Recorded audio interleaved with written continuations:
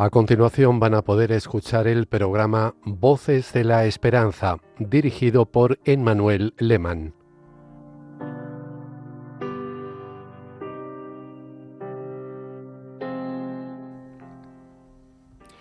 Muy buenas noches desde los estudios de Radio María en Madrid. Mi nombre es Emmanuel Lehmann y quiero darles una cálida bienvenida a un nuevo programa de Voces de la Esperanza. Hablemos de adicciones. Este programa es un espacio dedicado a ofrecer perspectiva y discernimiento sobre una enfermedad compleja, a menudo estereotipada y profundamente estigmatizada.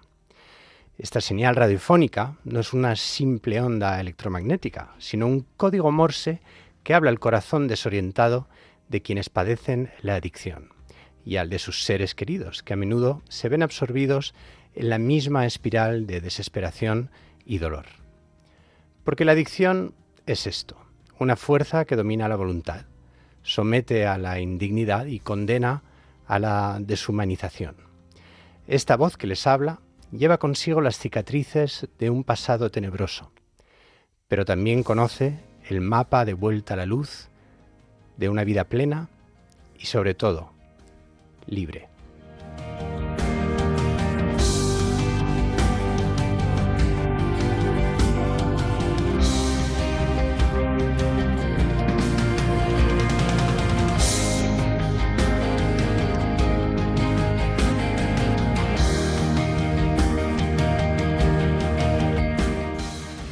Las historias son protagonistas de este programa y algunas de ellas tienen la capacidad de educar, prevenir y ofrecer pensamiento crítico, como lo es la de nuestra invitada de hoy, la doctora Enriqueta Ochoa. Buenísimas noches, doctora, y bienvenida a Voces de la Esperanza.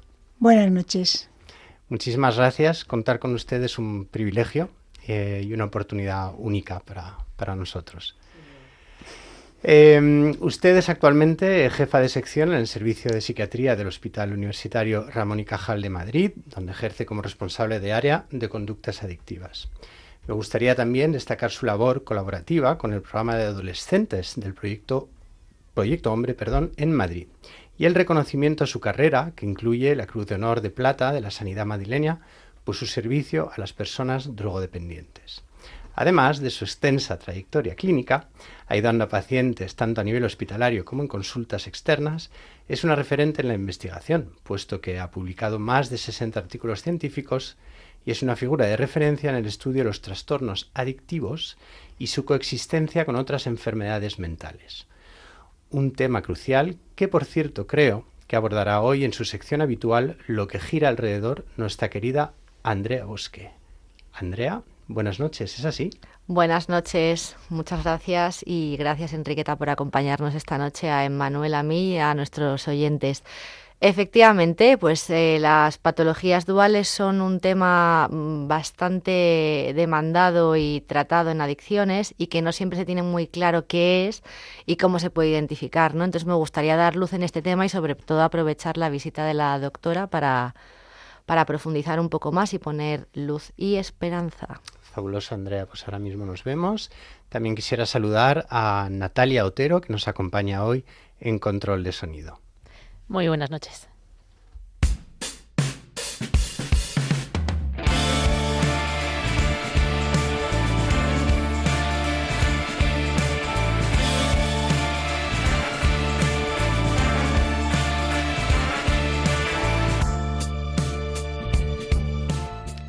Para la anécdota, la palabra adicción proviene del latín y tiene un significado original muy revelador, la idea de esclavitud o sumisión. En el derecho romano, adictus era el término legal que se aplicaba a la persona que por sentencia judicial, generalmente por no poder pagar una deuda, era entregada o adjudicada a su acreedor para servirle como esclavo o siervo. Doctora, ¿cómo definiría usted la adicción? Lo que vamos a definirla principalmente es por la pérdida de control en relación con la sustancia a la que uno es adicto. Y esa pérdida de control la vamos a ver por tener mucho deseo de consumo, por consumir más de lo que uno en principio se planifica, y porque además van a aparecer consecuencias negativas a lo largo de en su vida en relación con ese consumo, ¿no? Va a tener problemas familiares, laborales, va a cambiar su ocio. Entonces, todo eso hace que hablemos de adicción. Ajá. O sea, que va a afectar a todas las áreas, digamos, de la vida de una persona. ¿Cuál es la realidad hoy en día de las adicciones y su impacto social? Bueno, la realidad de las adicciones ha cambiado en los últimos 40 años, ¿no? Tuvimos la epidemia de la heroína en los años 90, pero ahora mismo lo que tenemos principalmente es un consumo muy elevado y generalizado de cocaína y de las que llamamos nuevas drogas o psicoactivas, ¿no? La metanfetamina, mefedrona, ketamina, catinonas, que son sustancias estimulantes que se consumen principalmente con un carácter lúdico, pero que pueden ir con un consumo cada vez más frecuente. Y se consumen muchas veces acompañadas de alcohol. El alcohol siempre ha estado ahí y es una de las drogas más principales. Mencionaba usted la epidemia de la heroína. Yo crecí en Suiza y cuando yo era pequeño existía la Spitzplatz, que era en Zúrich, que era una plaza donde llegaban heroinómanos de toda Europa y vinieron literalmente a morir ahí. Era una cosa tremenda. Había también programas de metadona que en otros países eran muy distintos. Estuvieron también los programas pioneros de heroína. Bueno, quizá era un sitio en las que se podía acceder a determinados servicios que no había en otro sitio, además de fácil consumo. Claro. Si hablamos de adicciones menos evidentes o estereotipadas, ¿cómo evaluaríamos, por ejemplo, la farmacodependencia y la automedicación en la sociedad actual? ¿Y qué riesgos suponen los hipnosedantes y tranquilizantes? En España tenemos unas tasas muy altas de consumo de hipnosedantes, de consumo principalmente de benzodiazepinas y también de otras sustancias sedantes. Estas sustancias se utilizan prescritas para el tratamiento de la ansiedad y el tratamiento del insomnio. Lo que ocurre es que muchas veces esa ansiedad y ese insomnio es secundario a situaciones sociales difíciles, otro tipo de problemas, y la alteración del sueño y de la ansiedad hace que uno tenga que tomar durante mucho tiempo este tipo de fármacos. Y además estos fármacos generan dependencia, generan efecto rebote, con lo que de alguna forma se cronifica su uso. Uh-huh.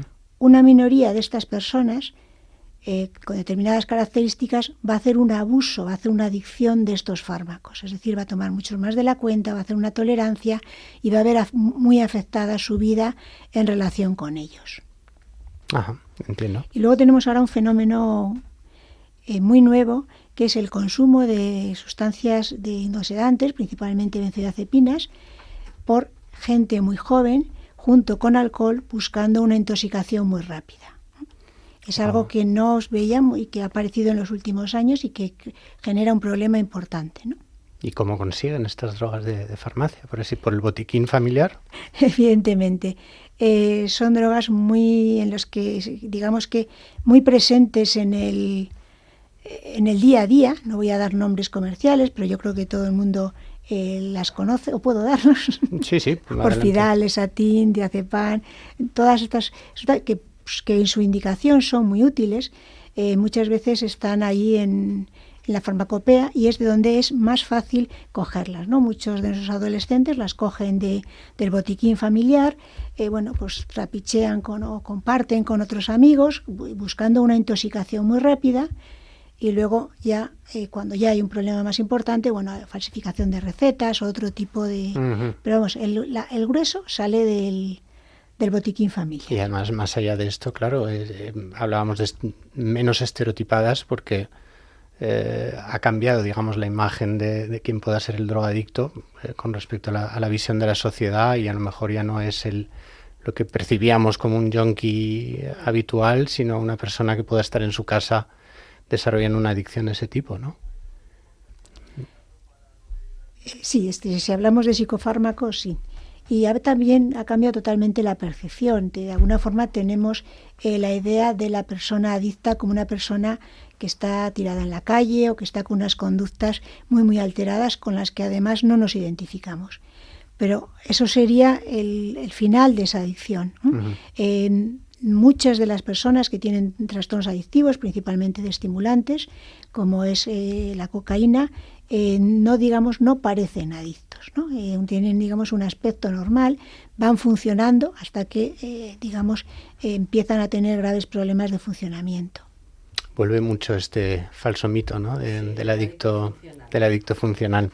Si te estás incorporando ahora a Radio María, permíteme darte la bienvenida. Estás escuchando Voces de la Esperanza, hablemos de adicciones, y nos acompaña en el programa de esta noche la doctora Enriqueta Ochoa, una de las voces clave en la dependencia de sustancias en nuestro país.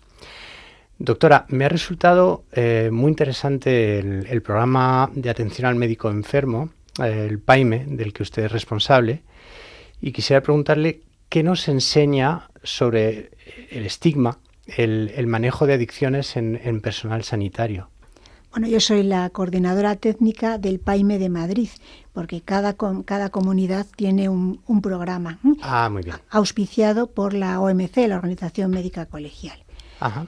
Los médicos no estamos, yo digo la palabra en broma, vacunados contra los trastornos adictivos, y quizá tenemos un riesgo más de algunas sustancias más alto que la población general, por el fácil acceso a esas sustancias y también por la fácil la creencia de que nosotros vamos a controlar y que sabemos lo que estamos haciendo. Cuando ya se ha padecido una adicción, hay mucha vergüenza de referirlo, con lo que se tiende a ocultarlo, y ya muchas veces cuando aparece, cuando uno demanda ayuda, es cuando ya ha habido un problema importante en relación con esos consumos. Esto me resulta interesantísimo, ¿no? Nadie está a salvo de este tipo de trastornos.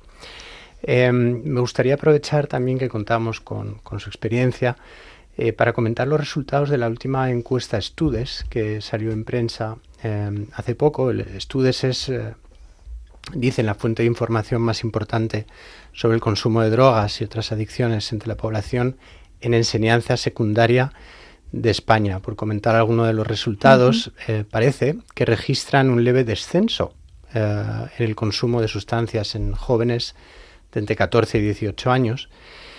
Lo que me ha parecido más notable es que mientras el alcohol sigue siendo la sustancia más consumida, un 51,8%, observamos, sin embargo, un mínimo histórico en el cannabis, lo cual me ha sorprendido, y por primera vez desde 2014, un descenso en el consumo de hipnosedantes y tranquilizantes. ¿Indicaría esto que las campañas de prevención y el mayor foco mediático en la salud mental están teniendo un efecto positivo en la búsqueda de alternativas, a lo mejor menos dañinas, para manejar el malestar emocional? Me gustaría decir que sí. De todas formas, la encuesta Estudes, que es en población de 14 a 18 años, muestra, y eso es muy importante, que ha bajado un poquito el consumo de cannabis, pero seguimos teniendo unos consumos muy, muy elevados en la población de esta edad. Pero sí que parece que hay una tendencia a disminuir ese consumo. Ajá. Ya que hablamos de cannabis, es cierto que hay un uso ahora de un cannabis a lo mejor más fuerte y que está derivando en trastornos psíquicos, ¿no? El cannabis es una sustancia, el THC, el tetrahidrocannabinol, porque que es lo que llamamos que es la sustancia psicoactiva más importante, aunque hay decenas de cannabinoides. Es una sustancia que tiene un poder psicotizante, quizá en personas más vulnerables, pero tiene un poder importante. Lo que nos estamos encontrando es que hay una mejora, entre comillas, de las plantas y por tanto tienen una mayor concentración de THC. Entonces, las plantas que se consumen, principalmente de María, lo que es la hoja seca, tienen mucha mayor concentración que podía tener hace 10 o 15 años. O sea que no podemos hablar de drogas blandas, ¿no? Como a menudo se... No podemos hablar de drogas blandas, podemos hablar de situaciones en las que uno hace consumos de riesgo y dentro de esa persona ver qué tipo de consumos son. Pero ahora mismo en adolescentes el consumo de cannabis es un consumo muy, muy preocupante. relacionado con dos cosas principalmente. Una con el fracaso y el asentismo escolar y otra con el aumento de los trastornos psicóticos en relación con el consumo de cannabis. Muy bien. No, es algo que yo creo que sin duda la sociedad tiende a minorizar. ¿Están las adicciones que llaman más conductuales, como el juego, la tecnología, la pornografía, alcanzando la misma gravedad que la adicción a sustancias? Si hablamos a nivel de frecuencia, probablemente sea menor, pero las personas que presentan una adicción al juego o que presentan una adicción a pornografía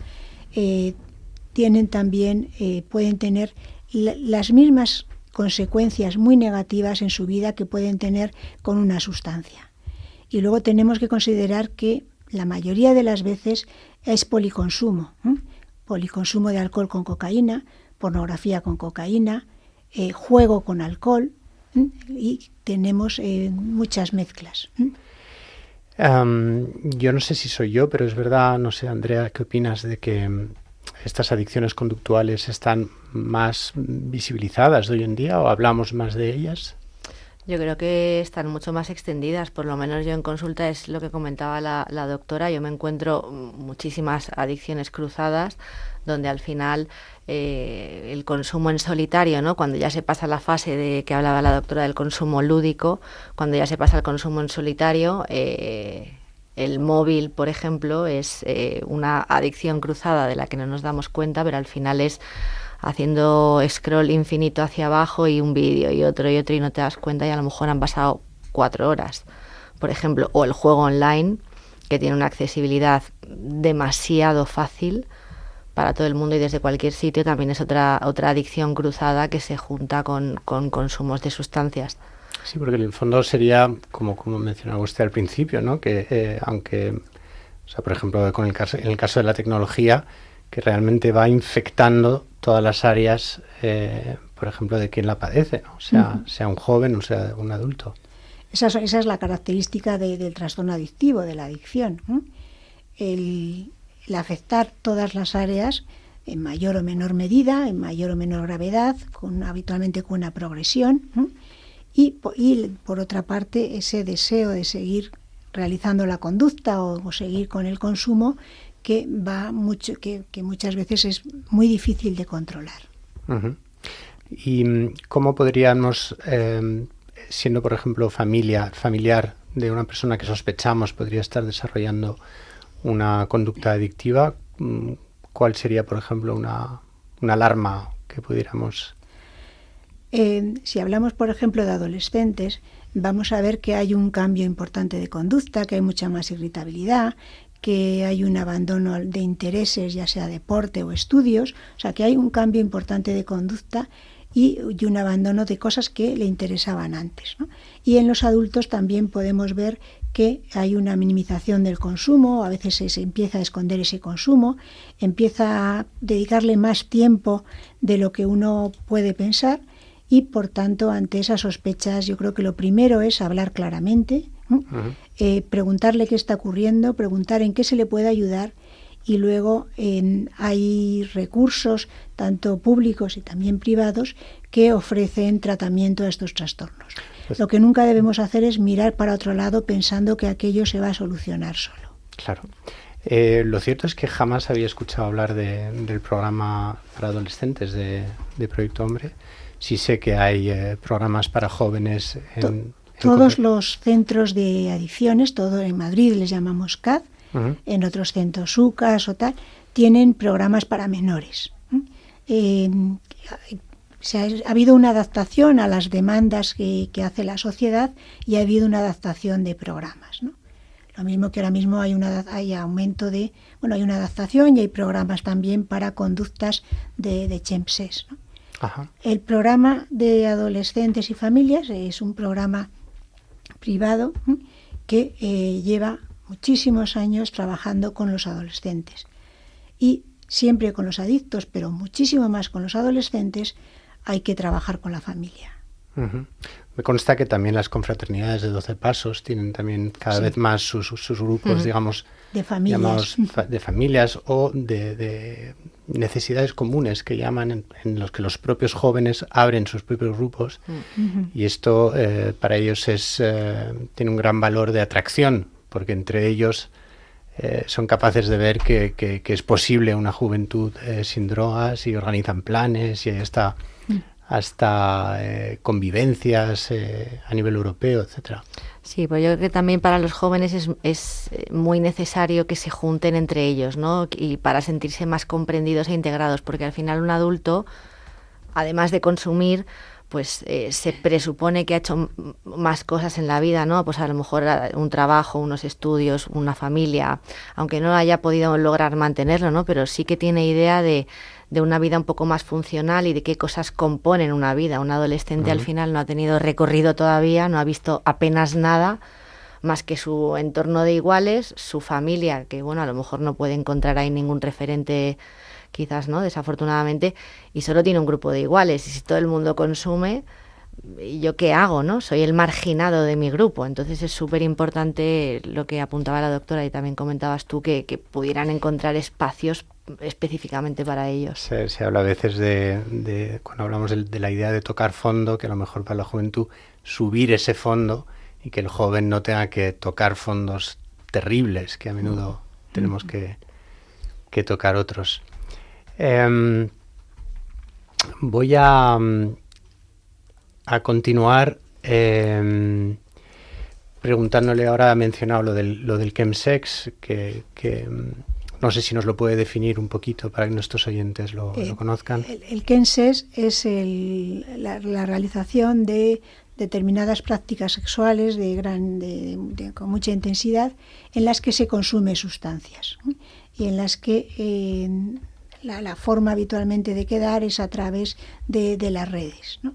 Ajá. Es principalmente en el mundo gay, pero ahora hay determinadas sustancias que estaban muy asociadas a este consumo, como es la metanfetamina, la mefedrona, otras sustancias que son estimulantes, que ya también se están consumiendo en el mundo hetero, y que están produciendo también, o prevemos que va a haber muchos problemas con ellos. ¿Y esto usted nota que empieza a haber más demanda de recuperación para este tipo de casos? Hay mucha demanda a este tipo de casos, porque además son conductas que en general dan mucho estigma y que por una parte están muy normalizadas dentro de determinados subgrupos, pero cuando luego uno solicita ayuda, a veces es muy difícil encontrar esa ayuda, dado el estigma que se puede tener hacia ese tipo de prácticas y hacia ese tipo de consumos, de prácticas sexuales. Fenomenal.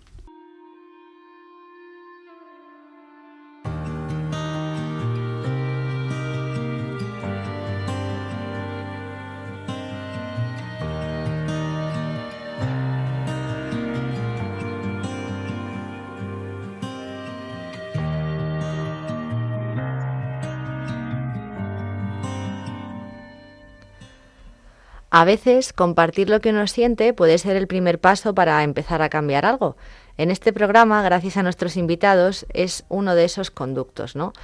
Y nos lo demostráis escribiendo a nuestro correo, compartiendo vuestras historias, dudas y preocupaciones. Si sientes que tú o un ser querido está siendo absorbido por un problema de adicción, no te quedes en silencio. Escríbenos a vocesdelaesperanza@radiomaria.es. Toda información y dato personal será tratado con estricta confidencialidad y seguramente podamos ofrecerte una orientación inicial para tu problema. Muchísimas gracias, Andrea. Doctora, si le parece bien, vamos a pausar un momento esta interesantísima entrevista para escuchar algo de música. Hoy hemos elegido una canción basada en el célebre y breve poema místico de Santa Teresa de Jesús, un mensaje que la santa, según la leyenda, guardaba como una guía diaria. Nada te turbe, nada te espante, todo se pasa. Una auténtica lección de paciencia y perspectiva para los momentos de mayor dificultad. Escucharemos una versión muy especial, no la versión litúrgica habitual, sino una joya del año 2000, interpretada por la gran diva de la música italiana, Mina. Mina canta este texto no como un lamento, sino como una declaración de fe firme, elevando el poema a la categoría de un himno de consuelo, recordándonos la verdad más profunda que buscamos en nuestro programa. La paciencia todo lo alcanza, quien a Dios tiene, nada le falta, solo Dios basta. Con esta poderosa voz de esperanza, os dejamos con Mina y la plegaria de Santa Teresa.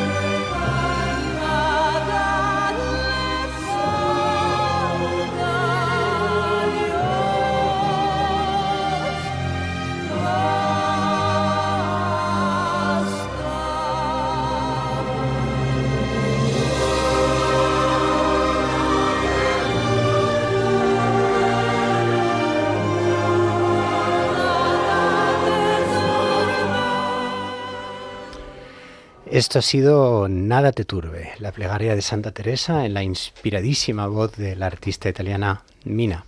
Y estás escuchando el programa Voces de la Esperanza, que hoy es la de nuestra invitada, la doctora Enriqueta Ochoa, una autoridad en la materia de las adicciones.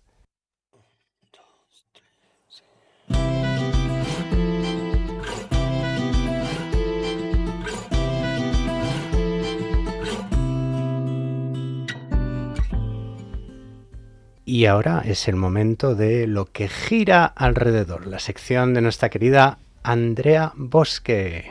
Bien, pues hoy, como os adelanté al inicio del programa, me gustaría hablar de un tema que está súper presente en las adicciones, aunque a veces pueda pasar más desapercibido de lo que debería, ¿no? Porque hay veces que la adicción puede enmascararlo todo. Es la patología dual, ¿vale? ¿Y qué es una patología dual?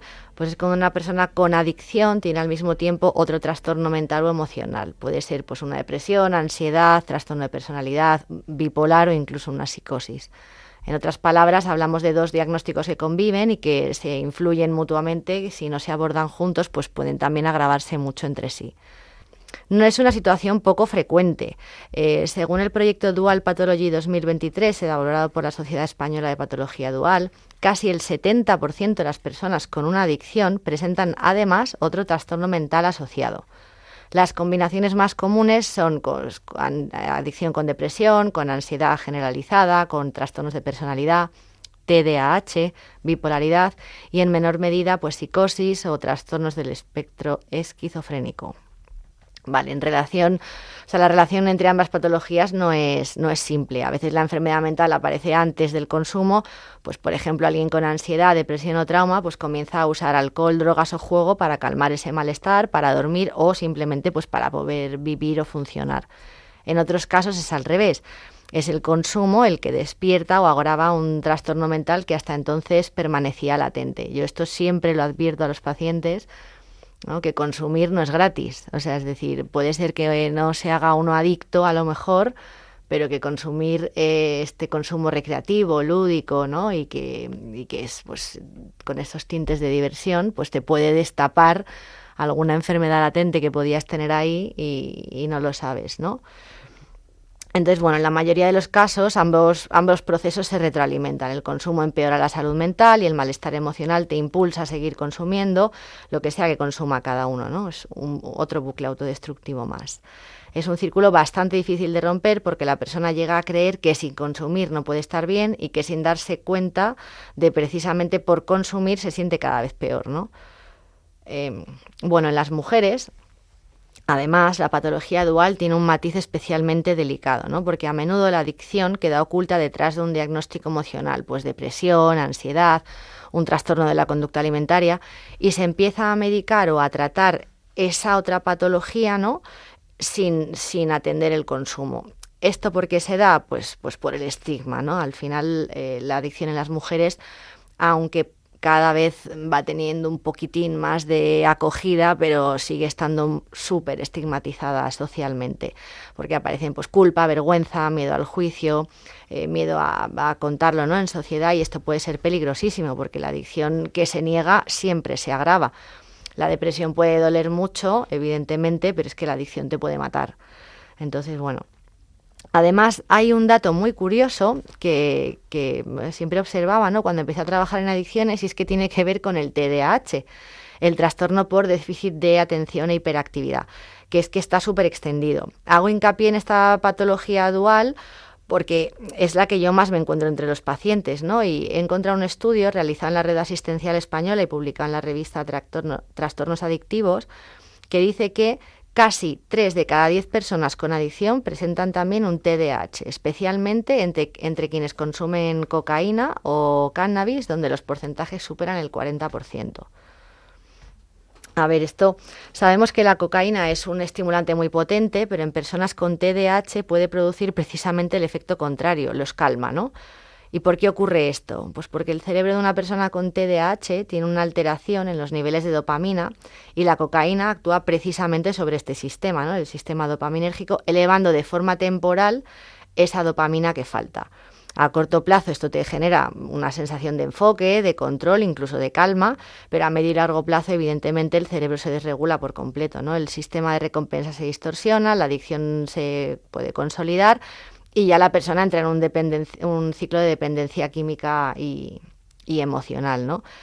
Este perfil es muy habitual entre los mal llamados consumidores funcionales. Otra vez lo apuntaba la doctora antes y otra vez vuelve a aparecer, ¿no?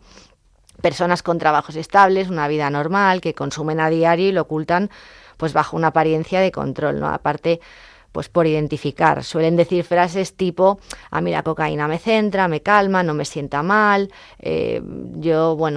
con esto me regulo.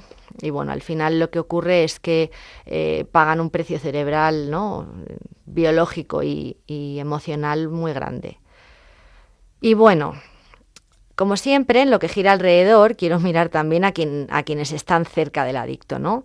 Las familias, porque para las familias la patología dual es una de las situaciones más confusas y desgastantes, ¿no? Incluso que la propia adicción, porque a veces no saben si lo que están viendo es el efecto de la sustancia, de la medicación, el trastorno o la propia personalidad, ¿no? ven que su hijo, su pareja o su hermano pues cambia de humor, se encierra, se automedica, mezcla psicofármacos con sustancias, con conductas y no entienden lo que puede estar pasando, ¿no? Entonces, quiero aprovechar que hoy nos acompaña la doctora Enriqueta, psiquiatra especializada en adicciones, a quien me gustaría plantearle unas preguntas que muchas familias se hacen y que pueden ayudar a entender mucho mejor esto de la patología dual, ¿no? Bueno, en primer lugar, doctora, si nos puede listar algunas señales generales para poder prever o identificar si nuestro familiar pudiera tener una patología dual, una señal que les pueda orientar a las familias que nos escuchan o incluso a los propios consumidores, si nos están escuchando también, para que se puedan sentir identificados. Como bien has dicho, la patología dual es muy amplia y engloba muchas cosas, ¿no? Quizá una de las patologías más frecuentes tiene que ver el consumo de sustancias, en las que incluyo el alcohol, con trastornos depresivos o trastornos de ansiedad, en el que el consumo mitiga el malestar, el dolor emocional que produce la depresión y la ansiedad, y por otra parte ese bajo ánimo hace que uno potencia ese consumo.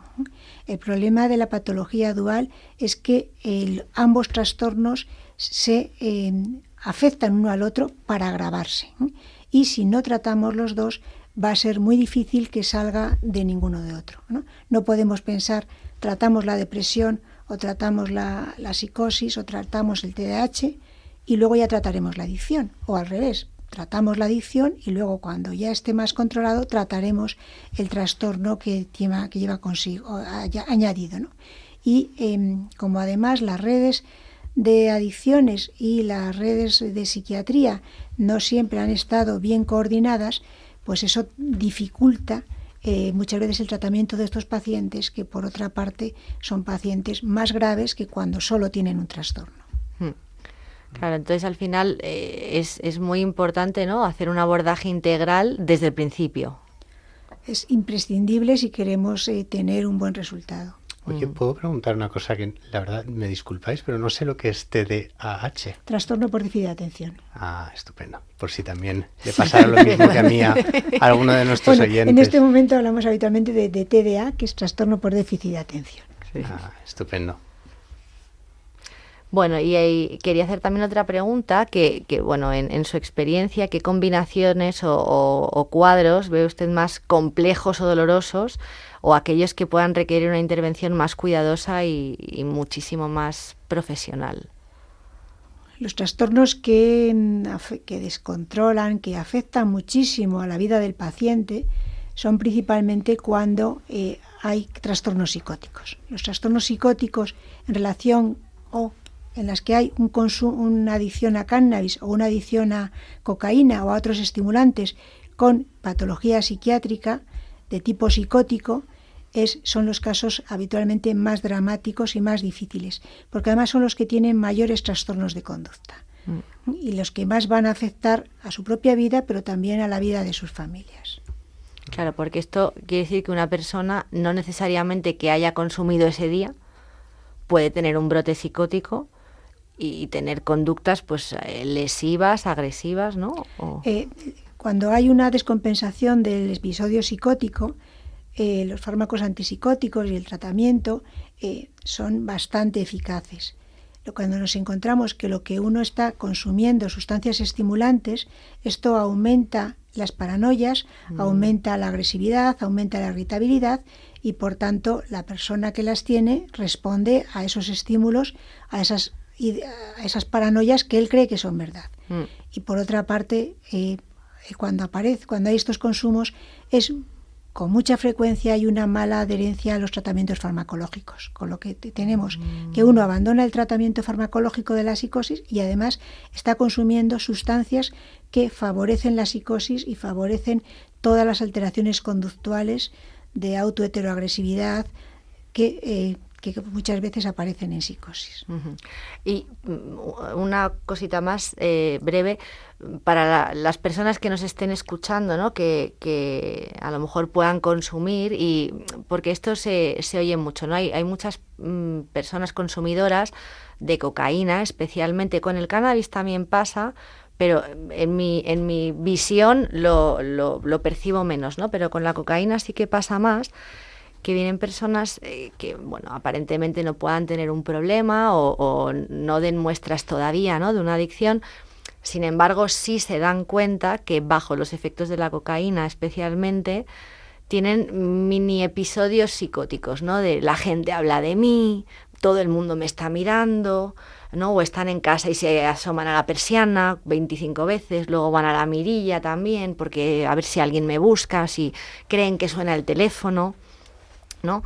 Y esto, claro, evidentemente la generalidad al final se pasa, ¿no? Pero esto podría ser un indicio o un aviso de, oye, estamos cerca, ¿no?, de algo grave. Cuando aparecen síntomas psicóticos, que es principalmente ideación delirante de daño, de persecución, se relaciona, aparece principalmente sustancias estimulantes, cocaína, metanfetamina, también cannabis, y cuando está dentro del consumo inmediato y que además la persona se da cuenta, aunque a veces no puede controlarlo bien, pero se da cuenta que es por el consumo, no hablamos de psicosis, pero sí son síntomas psicóticos que nos hacen prestar atención a ver qué va a ocurrir.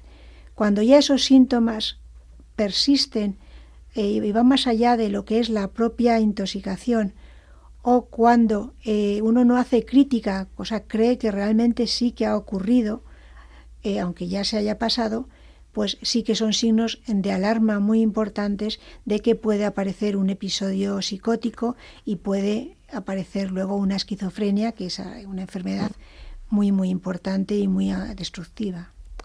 Bien, gracias. Sí, muy, muy útil. Muy útil. Muchísimas gracias por sus respuestas. ¿Te sientes identificado? ¿Quieres compartir tu historia con nosotros? Puedes escribirnos a vocesdelaesperanza@radiomaria.es. Tu correo será tratado con absoluta confidencialidad. Bueno, y hasta aquí lo que gira alrededor de hoy. Espero que os haya gustado y sobre todo que os haya resultado muy útil y que os ayude. Muchas gracias, Andrea. Estás escuchando Voces de la Esperanza, Hablemos de Adicciones, hoy con la doctora Enriqueta Ochoa. Doctora, quisiera tocar un pilar histórico que me gusta mucho en la recuperación, y es la perspectiva del doctor Carl Gustav Jung. En los años 30 trató un paciente, un tal Roland H., y al no lograr resultados con métodos psicológicos le indicó que su única esperanza era experimentar un despertar espiritual. Este principio se convirtió más adelante en la piedra angular de Alcohólicos Anónimos, Narcóticos Anónimos y otros programas inspirados en los 12 pasos, ¿no? Considerando su experiencia, ¿cuál es su visión como psiquiatra moderna sobre el papel de la espiritualidad y los programas de 12 pasos en el tratamiento y en la recuperación de la adicción? Cuando hablamos de la recuperación de la adicción, tenemos que apoyarnos en distintos pilares, ¿no? Una va a ser el tratamiento, que además no es el más importante, el tratamiento farmacológico cuando es necesario, el tratamiento psicológico de abordaje de todos los mecanismos de la relación, y un pilar muy importante son los grupos de autoayuda, ¿no? Yo creo que los grupos de Alcohólicos Anónimos y de Narcóticos Anónimos son grupos que tienen una ayuda fundamental en el adicto, ¿no? Yo suelo hablarles muchas veces de que son 3 patas y que cuando quitamos una lo estamos poniendo muy difícil. Si me preguntabas por la espiritualidad, yo creo que eso es un aspecto de la vida humana que siempre ayuda, y que en estos casos, cuando uno tiene la vida mucho más difícil, puede servir para tener una ayuda más allá, una visión más allá, y poder agarrarse también a ello, porque además uno de los fundamentos de los 12 pasos y de estos episodios es decir, yo no puedo solo y necesito ayuda exterior, necesito ayuda de personas como yo y necesito confiar en algo que sea más potente que yo y que me pueda ayudar. Sí. Y esto como experiencia propia. Lo cierto es que yo sí que siempre tuve la sensación de que padecía de una especie de vacío existencial. Y es cierto que la espiritualidad para mí ha jugado un papel importante. Y es cierto que a lo mejor los grupos de ayuda mutua por lo menos pueden prolongarse, entiendo, en el tiempo, cuando a lo mejor la medicina ya da el alta, por así decirlo, el poder a lo mejor continuar con este tipo de... Claro, cuando hablamos de dar el alta, la persona que ha sido adicta o que es un adicto en recuperación tiene mayor riesgo de que si vuelve a contactar con la sustancia o si ya tiene otro tipo de problemas psicológicos, de volver a consumirla de una forma mucho más rápida que antes y volver a patrones anteriores, ¿no? Por tanto, tiene que estar alerta, ¿no? Y el apoyo que puede producir el grupo de iguales puede servirle para, además de encontrar un grupo de apoyo, para que sea una forma de percibir qué es lo que está pasando y no autoengañarse. Uh-huh. Y luego hay otro componente fundamental en los grupos de autoayuda, que es el ayudar, el trascender de uno, claro, y el poder ayudar a los demás, que eso también es algo que a todas las personas les genera mucho bienestar, ¿no? Uh-huh. El egoísmo propio solo, pues no, lo único que hace es encerrarse uno en uno mismo. Uh-huh. Ha mencionado antes, me he quedado un poco con ello, el asunto a veces del uso de de fármacos para de sustitución, digamos, de drogas. ¿Cuál es su visión con respecto a esto? Es decir... cuando tenemos un consumo de sustancias ilegales o de alcohol, tenemos que hacer un tratamiento y tenemos que tener mucho cuidado de que una adicción no se transforme en otra, ¿no? Uh-huh. De que no pasemos de un consumo a otros consumos que a lo mejor no tienen tanto estigma o no parecen producir tanto daño, pero al final lo que hacemos es una transición de uno a otro, ¿no? Por tanto, tenemos que abordar bien la adicción, tenemos que abordar bien los aspectos que puedan aparecer concomitantes y tenemos también que abordar los aspectos sociales. Y claro, la recuperación de un adicto supone un cambio de su vida total, porque además estamos en una sociedad en la que se favorece el goce inmediato y se favorece el consumo inmediato, y además estamos rodeados de situaciones de consumo. Quizás se ve mucho más fácil con el alcohol, pero hay una incitación hay bares por todas partes, terrazas, anuncios todo el tiempo de cervezas, etcétera, que hace que sea a veces muy difícil el decir no cuando uno está solo. Uh-huh.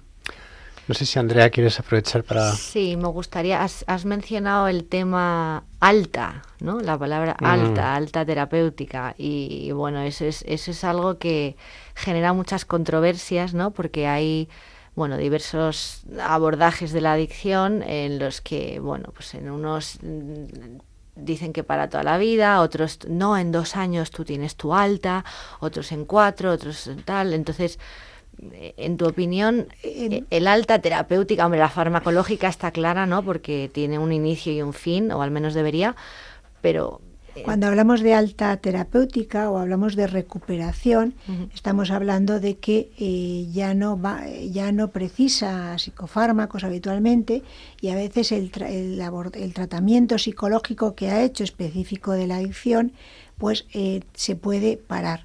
Pero siempre habrá que estar atento a ver cuáles son los avatares de la vida, porque insisto que esa persona tiene más riesgo en determinadas situaciones de volver a estar otra vez con adicción de una forma más grave, ¿no? Por eso yo creo que cuando se habla de alta estamos hablando de determinados procesos. Pero lo que no podemos pensar es que ha vuelto al punto de partida y que es una persona... Que no ha tenido una adicción. Yo os tengo que reconocer Correcto. Que me sigo acordando a diario del consumo de drogas, sigo teniendo el acto reflejo de querer evadirme de mis sentimientos, y por lo tanto el alta no me la doy, digamos, para mí mismo, y sí que es cierto que en mi entorno he vivido recaídas con consecuencias de muerte. y es algo que sin duda hay que tener en cuenta, ¿no? ¿Qué mensaje corto de esperanza le mandaría, doctora, a una persona que nos escucha ahora mismo y que esté luchando con la adicción? De la adicción se puede uno recuperar, hay ayudas y lo que uno no debe es dejarse vencer por ella, ¿no? Yo le animaría a seguir luchando y a ponerse en tratamiento con los medios que tenga. Y también apoyarse, si los tiene cerca, en los grupos de autoayuda. Y a lo mejor si nos está escuchando algún familiar que lo está pasando mal con un ser querido, ¿qué mensaje podríamos darle? Yo le daría ese mismo mensaje de esperanza, de que su familiar se puede recuperar. Posiblemente no sea un periodo corto ni un periodo fácil, pero hay posibilidad, hay luz, digamos, después del túnel y hay que seguir luchando. Bueno, tal vez hoy sea el día en el que uno pueda tomar la decisión de empezar a recuperarse. Doctora Enriqueta Ochoa, me gustaría darle las gracias de nuevo por asistir al programa, por iluminarnos en algo que desconocemos mucho, que sobre todo la parte más biológica tal vez y técnica de esta enfermedad, de la adicción. Y nada, no sé si quisiera usted despedirse. Daros también las gracias a vosotros por invitarme a estar aquí y poder participar en este programa. Ha sido un placer y espero que pueda servir a alguna persona en algún momento. Muchísimas gracias.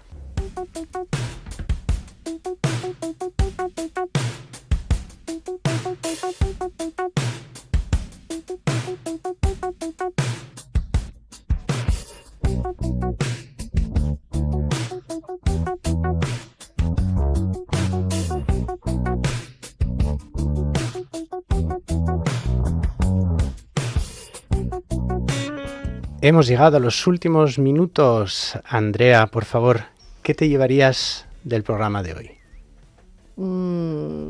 El programa ha tenido muchas cosas, pero sí interesantísimas. Pero si tengo que elegir algo, que como la adicción es multifacética, cuantos más abordajes integres en tu recuperación, probablemente mejor la atajarás y más sólida será.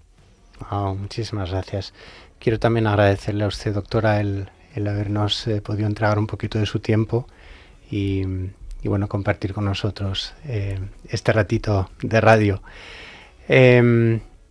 Solemos siempre aquí despedirnos en oración y hoy me gustaría, pues tratar de que tengamos en mente que le pueda llegar a las personas que estén actualmente sufriendo de adicciones. Hoy recitaremos unos versículos del Salmo 40, que en el contexto de la enfermedad y la angustia es una excelente fuente de esperanza.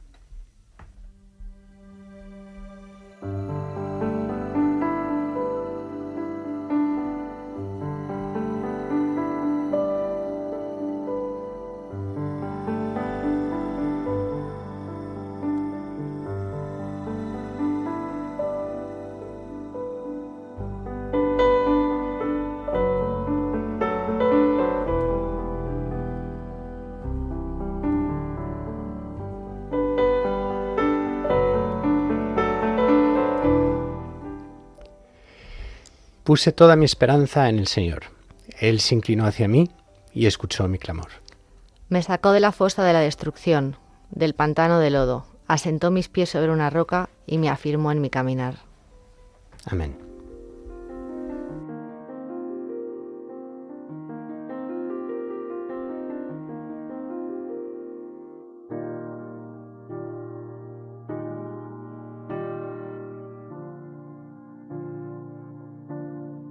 Solo me queda darle las gracias a nuestros oyentes, a nuestra invitada, a nuestro maravilloso presentador y a Control de Sonido. Si al escuchar el programa te has identificado y crees tener un problema de adicción o piensas que un ser querido puede tenerlo, pide ayuda. La esperanza está a una llamada a distancia o a un WhatsApp. Si lo deseas, puedes escribirnos a vocesdelasperanza@radiomaria.es. Estaremos encantados de orientarte. Podéis volver a escuchar este y otros programas en la sección de los podcasts de la página web de radiomaria.es o en otras plataformas de podcast. También podéis encontrarnos en las redes sociales, Radio María España o Radio María Spain. Además, si os gusta la música que ponemos en el programa, os hemos preparado la lista oficial del programa en Spotify. Buscad Voces de la Esperanza Playlist. Nuestro próximo programa se emitirá el sábado 6 de diciembre a las 11 de la noche, 10 en Canarias, aquí en Radio María. Cuéntaselo a quien creas que podemos ayudar. Estas han sido las voces de la esperanza de hoy. Adiós. Adiós.